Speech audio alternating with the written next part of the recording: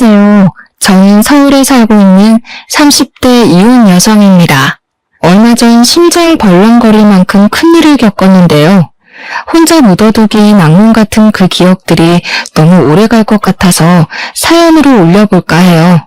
그래도 누군가가 제 이야기를 들어줬다고 생각하면 심적으로 좀 편하지 않을까 싶어서 내린 결정이에요. 분명 제가 며칠 전까지 겪었던 일임에도 믿기지 않은 그날에 대해 지금부터 들려드리도록 하겠습니다. 제가 30대로 진입하기 전쯤에 저희 아빠가 돌아가셨어요. 어릴 때 부모님이 먼저 가시는 것도 너무 속상하겠지만 성인이 되고 난 후 부모님을 보내는 건 그만큼 제 감수성도 같이 성장을 해서 그런가 더없이 슬프더라고요. 사람에게 무너진다는 표현을 쓸 수 있는 상황이 바로 그럴 때가 아닌가 싶었을 만큼 힘들었어요. 저도 저지만 엄마도 진짜 많이 힘들어했거든요. 어느 인터넷 기사에서 본 적이 있는데 사별을 했을 때 우울함을 더 잘 느끼는 쪽이 여성 쪽이라는 연구 결과가 있더라고요. 아무튼 아빠의 사망 소식은 저희 가족한테 가장 충격적인 인생 고비였습니다. 그런데 아무리 슬퍼도 세상은 돌아가잖아요. 저도 억지로 마음을 정리하고 사회로 돌아가야 하지 않습니까? 황망한 마음을 잊지 못한 채 직장 동료들에게 불편한 눈치만 주면서 억지로 일을 다녔는데요. 그때 제 곁에서 저의 처지를 부담스러워하지 않고 많이 위로해준 직장 동료가 있었어요. 그 사람이 바로 저의 남편이 된 사람이었습니다. 남들이 제 기분 걱정해서 저를 한참 조심스러워할 때 남편만이 제게 적극적으로 접근해줬어요. 귀찮게 쓸데없이 말을 걸었고 점심시간을 자꾸 챙겨줬으며 집에 가서 엄마랑 같이 먹으라고 일부러 맛집에 데려가 포장도 해줬죠. 처음엔 그런 남편을 제가 부담스러워했습니다. 아직 아빠를 제대로 보내지 못했던 터라 그저 웃고 싶지 않았어요. 그런데 남편은 자꾸만 저를 웃게 만들었어요. 어떤 마음으로 그러는지 알아서 충분히 고맙지만 싫더라고요. 솔직히 저희가 아빠 돌아가시기 전엔 그렇게 만남이 잦던 사이가 아니었거든요. 괜히 남편 마음에 부담을 주는 것 같기도 해서 그것 또한 제가 불편해지더라고요. 그래서 하루는 남편에게 직접 얘기를 했어요. 정말 고마운데요. 앞으로는 안 챙겨주셔도 괜찮아요. 자꾸 이러시면 제가 더 불편하고 마음만 무거워져서 힘들어요.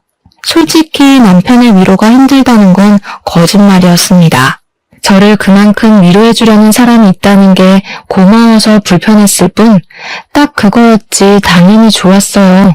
정서적으로 의지도 많이 되었고 은연중에 도움을 받았다더라고요. 아무래도 저도 모르게 위로가 좀 많이 되었던 것 같았어요. 게다가 남편이 어디 저만 챙겼나요? 생전 본 적도 없는 우리 엄마까지 챙겼다니까요. 홀로 있을 우리 엄마가 힘들까봐 알아서 신경 써준 것 전부 좋았지만 시간이 갈수록 제가 남편에게 빚을 지는 기분이더라고요. 그래서 억지로 그만해달라 얘기했던 겁니다. 저랑 남편은 당시만 해도 직장 동료 그 이상도 이하도 아니었거든요. 그런데 거기서 남편이 제게 뜻밖의 고백을 함으로써 우리의 관계가 발전이 되었어요. 세상에 어떤 남자가 관심도 없는 여성한테 시간 내고 돈 쓰고 한답니까? 제가 그동안 그저 동료로서 친절을 베푼 거라 생각해요? 남편이 그날 새빨갛게 상기된 얼굴로 약간 서운한 듯 고백을 하는데 그때 저도 그만 홀라당 넘어갔던 것 같아요. 사람은 살다 보면 결혼할 인연이 딱 보인다던데 당시 저는 그게 바로 제 남편이라 생각했죠. 남편은 제가 만났던 남자가 몇 되진 않지만 그 중에서 단연 으뜸이었습니다. 또 제 나이도 마침 결혼 정년기였잖아요. 그러니 남편과 결혼 생각은 안 할 수가 없었죠. 저희는 결혼 약속을 하고 나서부터 더 속 깊은 얘기를 나눴어요. 저는 제 이야기만 하느라 남편에 대해 잘 모르고 있었는데 사귀고 나서 남편의 가정사에 대해 좀 들을 수 있었습니다. 남편은 워낙 어릴 때 시부를 잃어서 아빠에 대한 기억이 없다고 하더라고요. 시모랑 단둘이 살아야 했는데 그 때문인지 아빠의 부재로 인해 느꼈을 저의 상실감이 마치 자기 일처럼 느껴졌대요. 자기가 만약 아빠가 있었다면 잃었을 때 이런 모습일까 싶은 감정을 간접적으로 겪은 기분이었다나? 그래서 제게 더 마음 쓰고 싶었던 것 같기도 하다면서 그런 말을 하더라고요. 서로 비슷한 배경을 가졌다고 생각했기 때문인가 봐요. 저는 남편의 가정사를 듣고 나서 남편에게 더 마음을 열었습니다. 저희는 결혼하기 전부터 이미 서로에 대한 속사정을 다 털어놓고 결혼 인사를 드리러 양가 어른을 찾았어요. 시모도 저의 집안 사정을 남편에게 듣고 이미 알고 계셨는데요. 진심으로 안타깝게 생각해 주시더라고요. 아유, 딱해라. 지금 안 싸더니 얼마나 소가리를 하고 계실까. 내가 이미 겪어봐서 그 심정을 잘 알잖니. 지금 많이 힘들 시기야. 결혼하더라도 너희 둘이서 꼬박꼬박 안사돈네 자주 찾아가줘야 해. 시모의 마음에 감동받아서 저 그날 시모 앞에서 눈물을 보였던 걸로 기억합니다. 그때 시모가 마치 또 다른 친정엄마의 품 같은 느낌이었거든요. 아무튼 양가 집안에서 저희 결혼에 대해 딱히 반대는 없었어요. 상견례 때도 시모랑 엄마의 사이는 초면이 아닌 것처럼 사이가 무척 애틋하기까지 했습니다. 안 싸돈 얘기를 듣는데 어쩜 이렇게 쌍둥이같이 비슷한 인생이 있을까 싶더라고요. 우리 집도 가까운데 한 번씩 같이 식사도 하고 얼굴 좀 보면서 삽시다. 저야 좋죠. 그렇잖아도 이제 슬슬 친구를 좀 만들어봐야 하나 생각했었는데 잘 됐네요. 아무래도 애들 덕분에 저희 좋은 일만 생긴 게 아닌가 싶습니다. 알아서 서로에게 위안이 되어주니 시모랑 엄마를 지켜보면서 얼마나 안도가 되었는지 모릅니다. 저랑 남편이 결혼하면서도 은연중에 홀로 남을 어머니 두 분이 걱정되었거든요. 아무튼 저랑 남편은 서로 엄마들에게 민폐 안 끼치려고 서로의 형편에서 최대한 결혼하고자 했어요. 그런데도 시모랑 엄마가 굳이 지분해주고 싶다고 해서 어쩔 수 없이 받은 것이 10억짜리 신혼집이었습니다. 반씩 나눠서 부담하신 거라고 해도 솔직히 적은 돈 아니잖아요. 이걸 받아도 마음이 불편하더라고요. 그래서 저희는 앞으로 시모랑 엄마한테 그 혼수를 보답하며 살기로 마음먹었어요. 맞벌이로 바쁘게 지내며 양가에 꼬박 용돈을 드렸고요. 남은 노후를 평생 편하게 보내도록 최대한 지원해드리려고 했죠. 출발이 좋았어요. 비록 어쩔 수 없이 대출 조금 끼고 신혼을 시작하긴 했지만 모두가 웃을 수 있는 변화여서 괜찮았습니다. 하지만 이 결혼이 제 길이 아니었다는 신호는 겨우 신혼 1년도 안 지난 시점에서 찾아왔어요. 정말 어느 날 불시에 시모가 돈 사고를 낸 적이 있었는데요. 이것이 바로 제 사연의 발단이 되겠네요.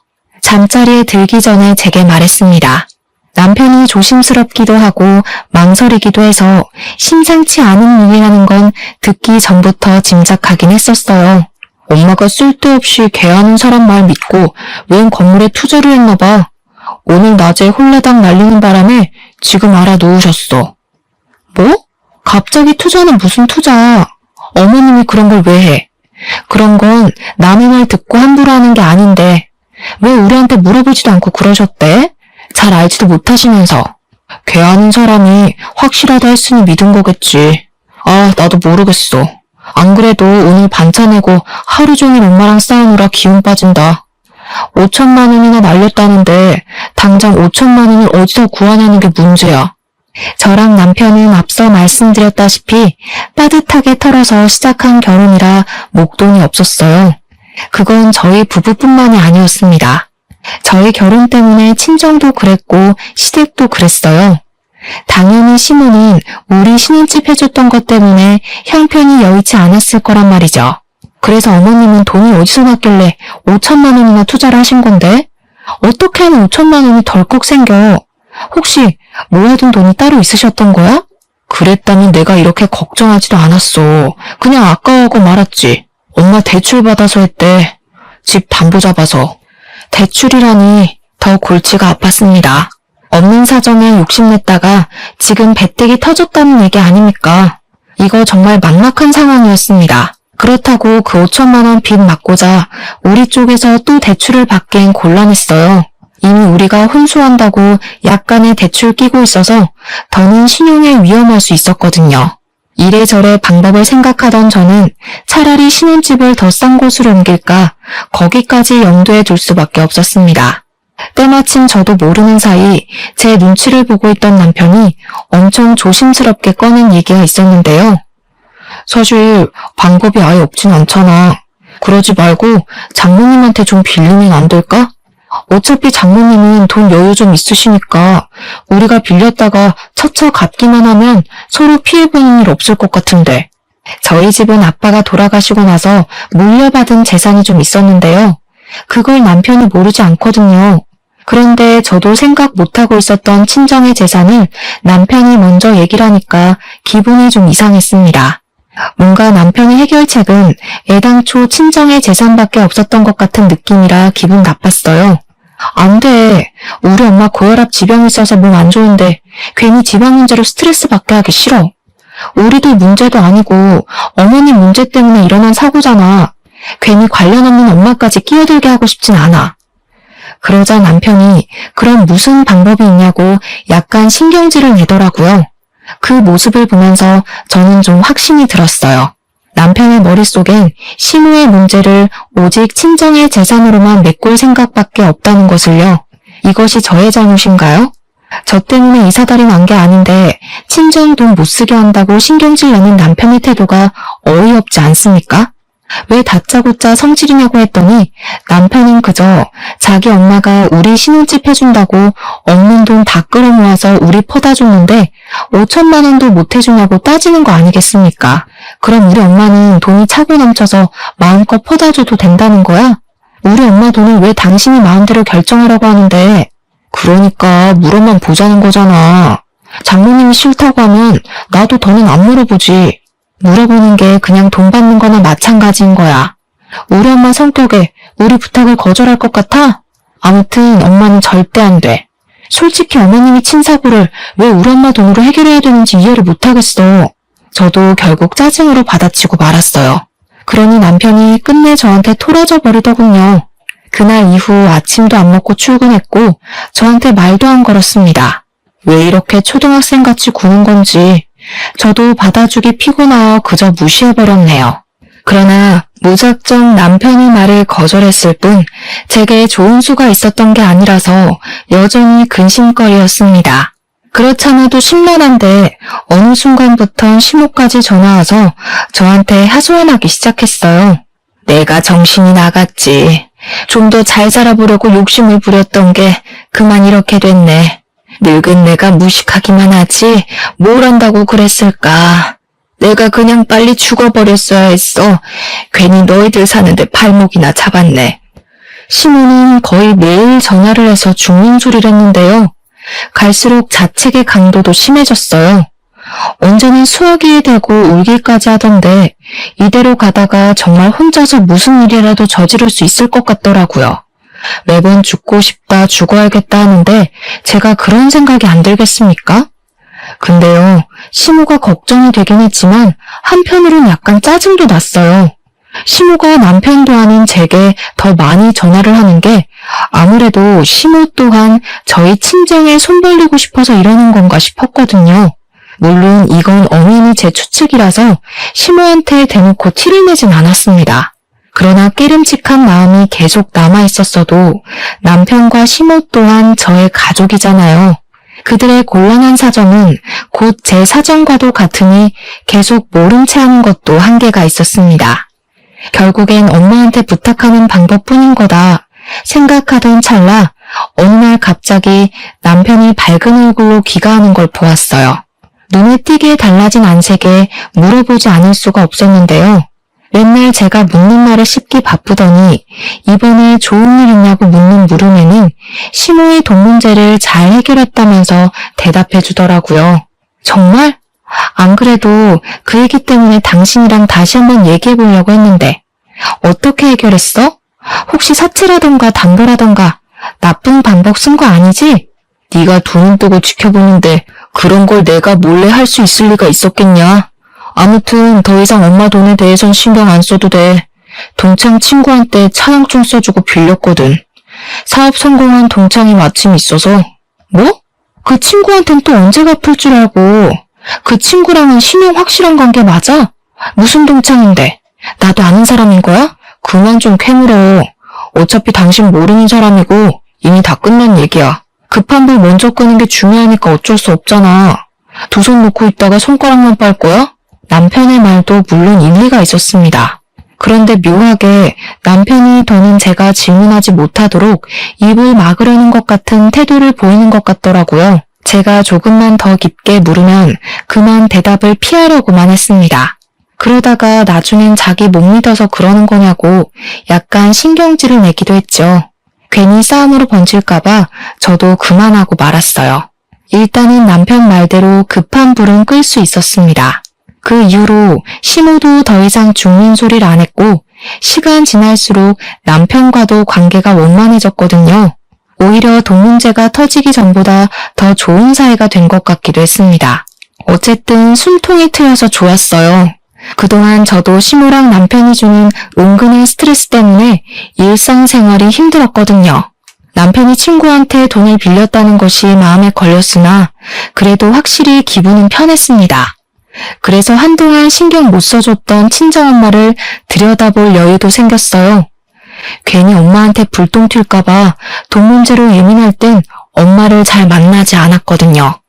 남편도 저보고 쉬는 날에 친정 가서 마음 편히 쉬고 와도 된다고 배려해줬어요.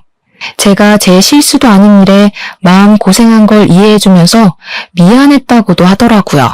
그래서 이미 저는 그 사과를 달게 받았는데도 남편이 주는 배려를 충분히 즐겼어요. 그때부터 저는 거의 주말마다 친정을 가기 시작했습니다. 남편은 한 번씩 저를 따라왔지 그 차용증 써준 친구와 만남을 유지해야 된다는 이유로 바빠서 주말엔 거의 외출을 하였어요. 삐걱거리던 부부관계도 시모 돈 문제도 생각보다 수월하게 지나가는 것 같아서 다행이었는데요. 한 가지 제 마음에 걸리는 것이 있었어요. 그건 의외로 저희 친정엄마였죠. 이전보다 친정엄마와 같이 시간 보내는 날이 많아졌음에도 불구하고 친정엄마는 어딘가 모르게 불안해 보였어요.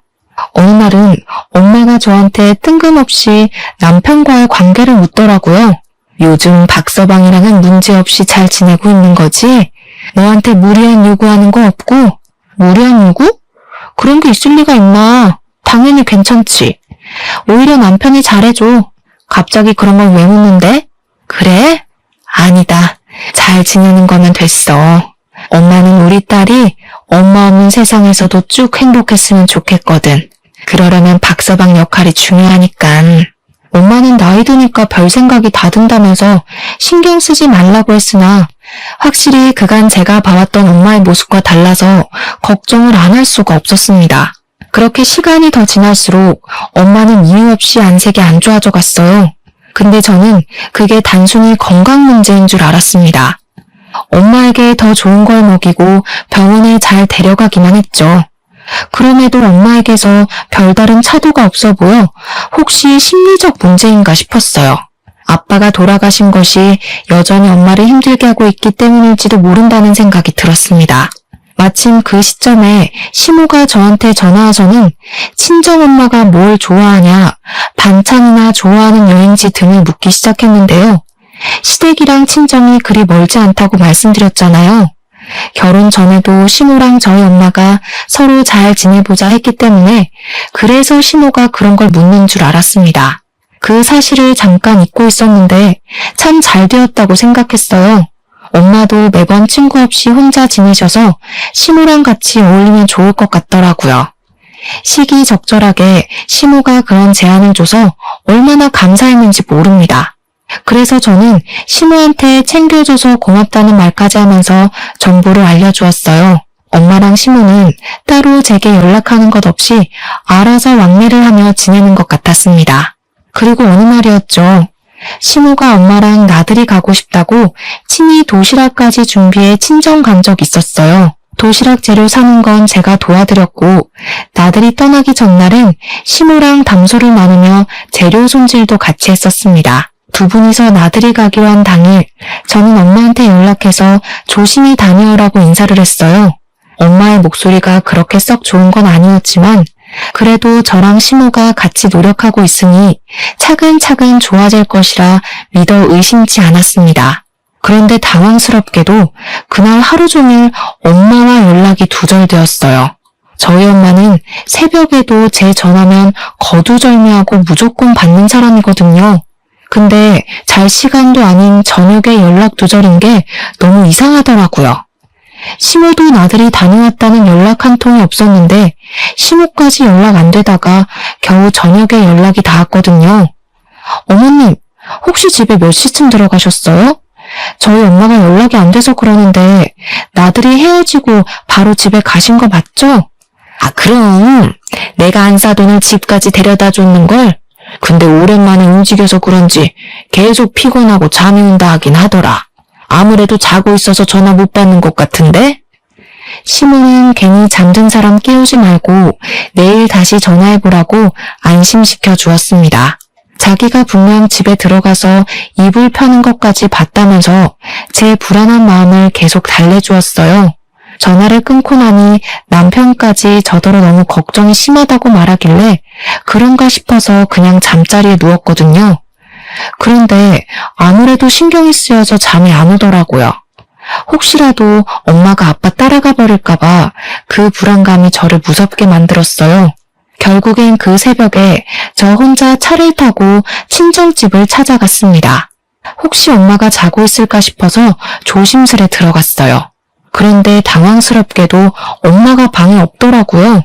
집을 뒤질 것도 없었지만 온 집을 뒤졌는데도 엄마가 보이지 않아서 등줄기에 소름이 쫙 돋았습니다. 집이 아니면 갈 곳이 없는 사람인데 그 새벽에도 집에 없다는 건 제가 안 좋은 생각을 할 수밖에 없도록 만들었어요. 엄마가 혹시 상실감을 견디지 못해 극단적인 선택을 한 게 아닌가 불안했습니다. 저는 그 자리에서 다시 엄마한테 전화해봤어요. 그런데 그 순간 엄마 휴대폰 벨소리가 집 안에서 울리더라고요. 그 소리를 찾아서 온 집을 뛰어다니다 웬 수납장 아래에 도달했습니다. 그곳은 아빠의 물건만 가득 있는 방이라 평소 들락거리지 않는 곳이었어요. 바로 그 방 안에 엄마의 폰이 있었다는 겁니다. 사람은 없고 휴대폰은 엉뚱한 곳에 놓여있으니 이거 아무래도 심상치 않은 일이라는 직감이 왔습니다. 저는 바로 112에 신고하려고 했어요. 그러나 그 순간 제 눈에 들어온 의문의 종이가 하나 있었는데요. 그건 휴대폰 아래에 같이 있던 것이었습니다. 그걸 보자마자 저는 신고하는 걸 잠깐 멈추게 되었습니다. 그럴 수밖에 없었던 게 분명 처음 보는 종이 서류인데 그곳에 남편 이름이 적혀 있더라고요. 뭔가 싶어서 제대로 확인해봤더니 다름 아닌 차용증인 거 아니겠습니까? 남편이 우리 엄마로부터 5천만 원을 차용한다는 내용이었습니다. 남편이 엄마한테 5천만 원 빌릴 일 뭐 있겠습니까? 그 액수를 보자마자 저는 바로 알아채겠더라고요. 5천만 원이면 시모가 사고 친 돈밖에 없잖아요.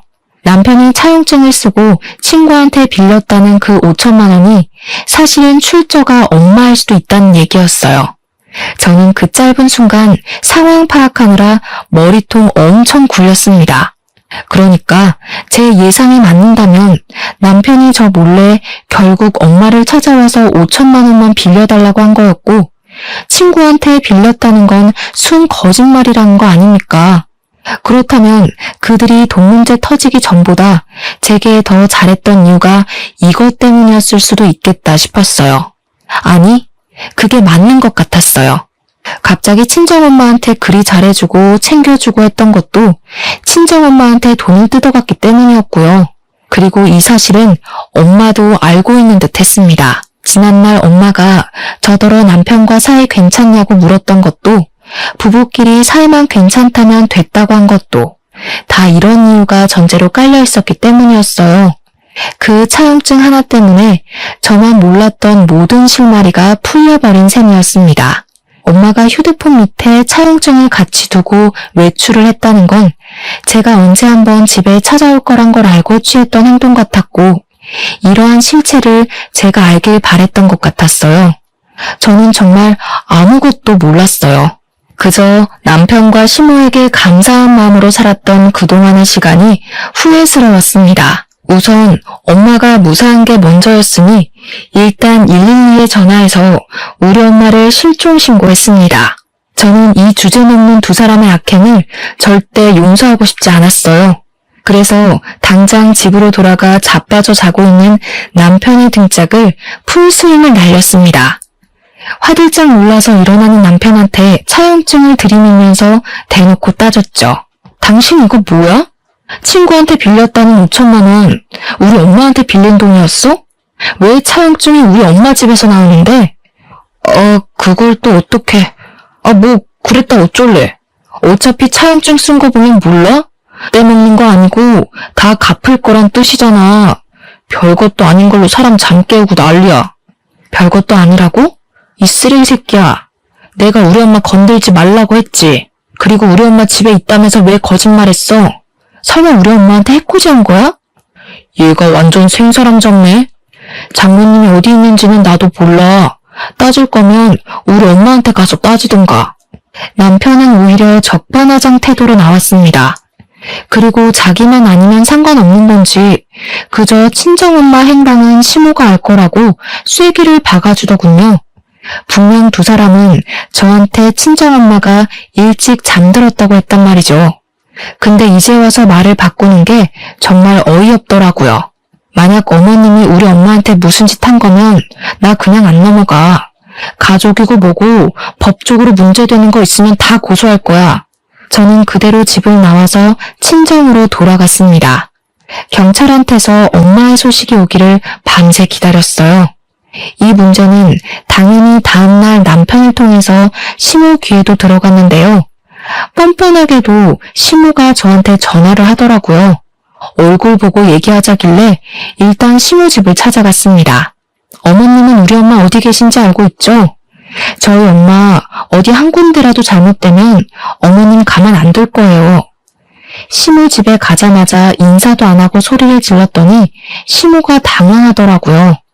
항상 시모한테는 좋은 모습만 보였던 저라서 이렇게 불안감으로 예민해진 제가 많이 낯설었을 거예요. 그러나 어디 시모만 저를 낯설어 했겠습니까? 저 또한 시모가 그렇게 무서운 짓을 할 수 있는 사람인 줄 까맣게 몰랐습니다. 시모는 제 협박에도 겨우 눈 하나만 깜빡했을 뿐이었어요. 오히려 더 대범하게 나왔는데요. 이왕 들킨 김에 더 이상 연기할 필요 없겠다면서 본색을 바로 보여주는 거 아니겠습니까? 안사돈 아직도 집에 안 들어왔니? 워낙 외출을 안 하는 사람이니 길을 모르나 보네. 미련하긴. 그보다 우리 아들이 월급쟁이가 적성에 안 맞아서 따로 사업하고 싶단다. 어차피 다 같이 잘 먹고 잘 사는 짓 아니겠어? 그럼 사돈 쪽에서도 힘 좀 보태야 하잖아. 그 얘기한다고 잠깐 자리 좀 가졌던 거지 별다른 짓 한 거 없다. 이미 그것만으로 별다른 짓을 한 거나 마찬가지네요. 사업?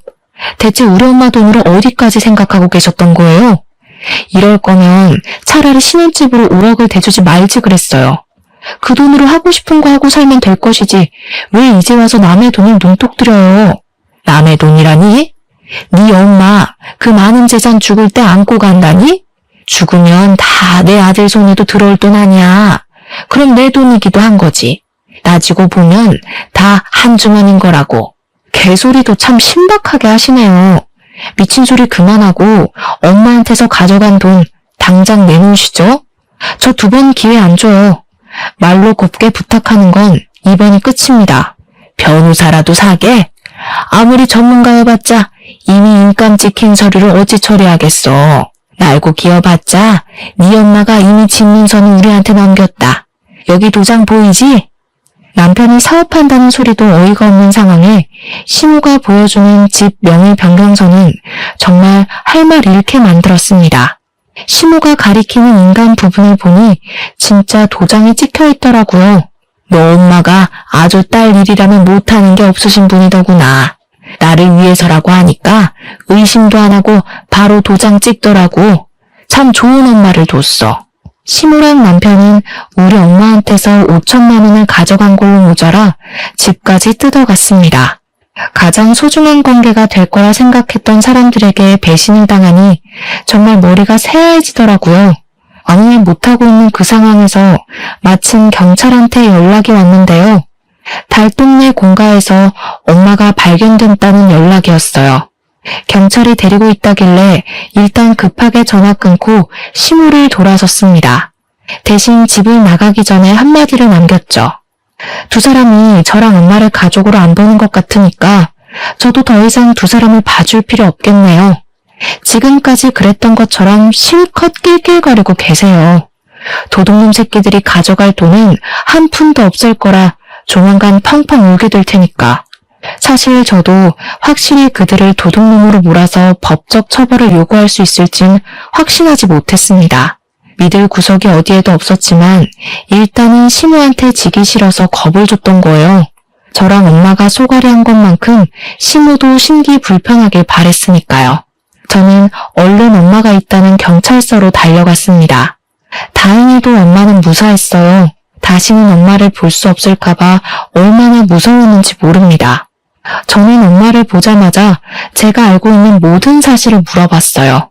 시무랑 남편이 내가 알던 사람이 아니란 걸 알아버렸으니까 더 이상 날 위해서 선의의 거짓말을 하지 말아달라고도 했죠. 그제야 저는 제가 몰랐던 부분까지 솔직한 사실을 전부 다 들을 수 있었습니다. 남편이랑 시무는 시무가 돈 사고를 일으켰을 때부터 우리 엄마 돈으로 해결할 생각밖에 없었어요. 제가 거절하니 제 뒤에서 몰래 5천만 원을 뜯어낼 생각으로 따로 계획 중이었던 겁니다. 그래도 중간중간 저를 설득했으나 도통 안 넘어오니까 자기네들끼리 따로 찾아간 것 같더라고요.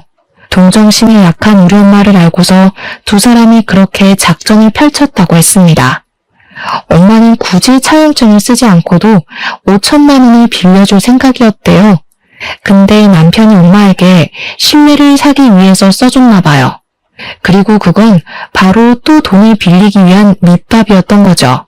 두 번째부터는 남편이랑 시무가 갖은 핑계를 대며 10만 원에서 20만 원씩 야금야금 빌려달라 했다고 하더라고요. 그들은 엄마한테 돈을 뜯어갈 때마다 제 핑계를 댔다고 했는데 제가 사고쳐서 돈 나갈 일 생겼다는 거짓말을 했대요. 엄마는 제 일이니까 제가 엄마한테 미안해서 말 못하고 있는 줄 알았답니다. 그래서 그들이 달라는 대로 돈을 뜯긴 것 같았어요. 미안해 엄마, 내가 더 빨리 알아차렸어야 하는데 한 입을 덮고 살면서도 몰랐어. 나는 엄마한테 최대한 돈 얘기 안 하려고 했거든. 그들 욕심은 부끄러운 줄도 모르고 날로 커져갔는데요. 가장 최근에 문제가 된 것이 바로 나들이 사건이었던 거예요. 시무가 나들이 핑계로 남편 사업자금 좀 당겨달라고 엄마한테 협박했다더라고요. 분명 허술한 말장난으로 엄마를 꿰어낸 것일 텐데 엄마는 의심 한 번 안 하고 시무한테 그리 큰 돈을 그냥 넘겼답니다. 시무가 또 제 핑계를 댔다고 하던데 솔직히 그쯤 되면 엄마가 한 번이라도 의심을 해야 되는 거 아닌가 싶더라고요. 아무리 딸을 위하는 일이라 해도 그렇지 어떻게 나한테 확인도 안 해보고 집 명의 변경서에 도장까지 찍으면서 그들 말만 믿을 수가 있는 건지 이해가 안 되었어요. 대체 왜 그랬어? 엄마 돈 헤프게 다루는 사람 아니잖아. 아무리 우리가 한 식구라 하더라도 이건 아니지. 나한테 더 물어봤어야지. 지금 어머님이 엄마한테서 집 빼줬다고 얼마나 신난 줄 알아?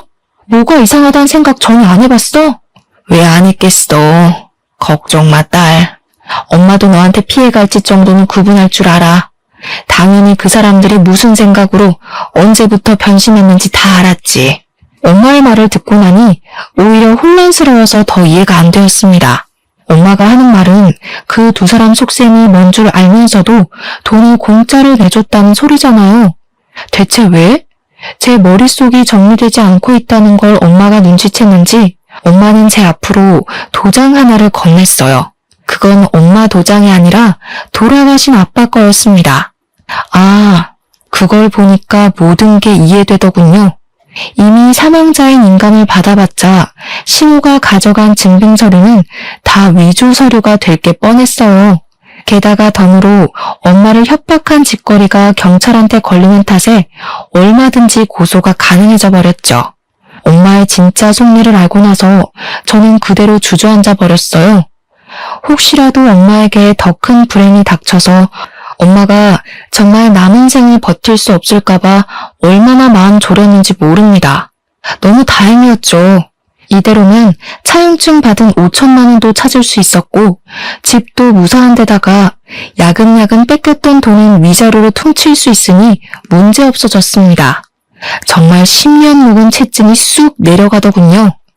저는 그 사람들 절대 곱게 벌받게 해주고 싶지 않았어요. 제 발로 나락을 향해 걸어갔으면 해서 당장 고소하지 않고 기가 막힌 타이밍을 기다렸습니다. 근데 정말 감사하게도 남편이 결혼 1년 만에 불륜을 저지르기 시작했어요. 저랑 틀어지기 시작하면서부터 작정하고 저를 엿먹이고 싶었던 것 같습니다. 불륜 행위에 엄청 당당한 태도더라고요. 어차피 나랑 이혼할 거 아니냐? 장모 돈 훔친 남편이랑 언제까지 한 입을 덮고 살려고? 무슨 속셈으로 버티고 있는지 모르겠는데 네 뜻대로 절대 안 될걸? 그냥 조용히 합의 이혼하지. 뻔뻔하네. 네 입으로 우리 엄마 돈 훔쳤다고 자백해놓고 나더러 합의를 바래? 끝내도 내가 끝낼 거니까 넌 그때까지 계속 찝찝하게 살면 돼. 네가 다시 시작하라는 길도 완전 시궁창으로 만들어줄 거니까 기대해. 그래봤자 너만 고생이지. 나 이번에 여자 하나 잘 물었거든? 걔는 정신력이 강해서 고작 상간녀 소송 당한다고 흔들릴 애 아니거든. 나보고 깔끔하게 이혼하고 오면 내 위자료까지 내준다더라. 나 그 여자 집 밑으로 들어가서 그 집 장인어른 사업 물려받아서 대표할 거야.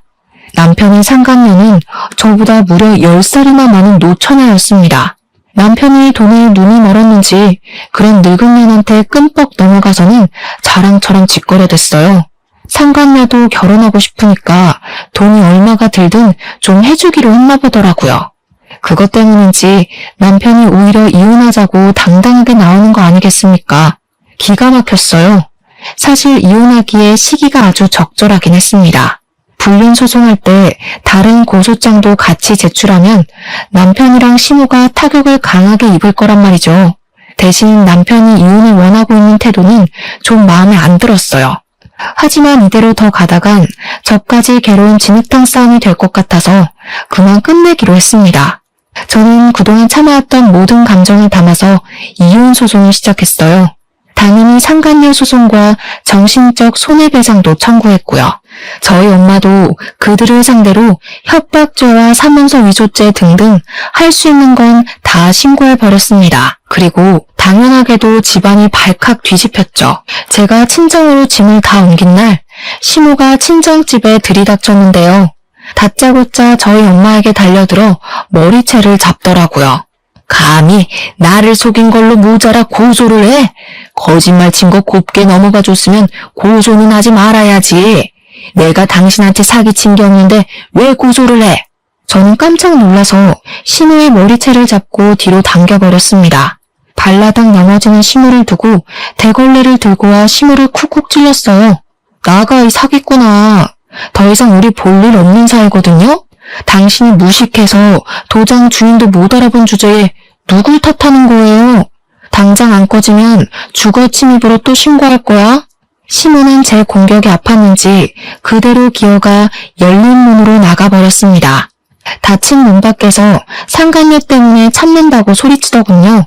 우리 엄마가 인감도장을 속여서 찍었다는 생각에 열불나 했지만 제발 며느리가 생겼으니 그 정도만 하는 것 같았습니다. 어떻게 보면 저희는 손해본 게 하나도 없는 이혼이었거든요. 그런데 저 뻔뻔한 인간들 때문에 감정적인 부분에서 너무 많은 상처를 입었다 보니까 왠지 모르게 패배한 기분이랄까? 아무튼 마음이 찝찝했습니다. 남편이랑 시모가 처절함을 느끼길 바랬는데 그것까진 이뤄내지 못해서 억울함도 없지 않아 있었어요. 그렇게 제 곁을 벗어난 전 남편은 오히려 저를 시원하게 털어놨다며 신이 나서 떠나갔는데요. 보란듯이 약오르게 잘 살 줄 알았거든요. 그런데 이혼하고 반개월쯤 지났나? 시모한테서 전화가 온 겁니다. 생각 없이 받았더니 충격적인 소식을 듣게 됐지 뭡니까? 갑자기 전화해서 이런 부탁하는 게 참 면목 없다는 거 한다. 그런데도 내가 너 말고는 어디 말할 데가 없어서 염치불고하고 전화했어. 제발 우리 아들 좀 살려다오. 시몬의 목소리를 벌벌 떨면서 제게 애걸하였습니다. 전 남편이 교통사고로 전신불구가 됐다는 충격적인 소식을 전하면서 말이죠. 대체 어떻게 된 건가 했더니 전 남편은 저와 이혼하자마자 원했던 3대로 절차를 밟고 있었대요. 상간녀가 이혼 축하 선물로 사준 차가 한 대 있었는데 허풍이 심하게 들어서 그 차를 타고 분수에 맞지 않은 짓을 하고 다니다가 음주사고를 내고 말았다네요. 결국 전 남편은 무고한 생명 하나를 잃게 만들고 자기는 장애를 얻었다고 합니다. 근데 중요한 건 여기서부터였어요. 이미지가 워낙 중요했던 사업가인 상간녀 집안에서 전 남편의 사고 소식을 접하자마자 쓸모없게 됐다며 바로 손절을 해버렸다는 겁니다. 원래도 상간녀만이 전 남편을 좋아했지 상간녀 집에서는 전 남편을 탐탁지 않아 했대요.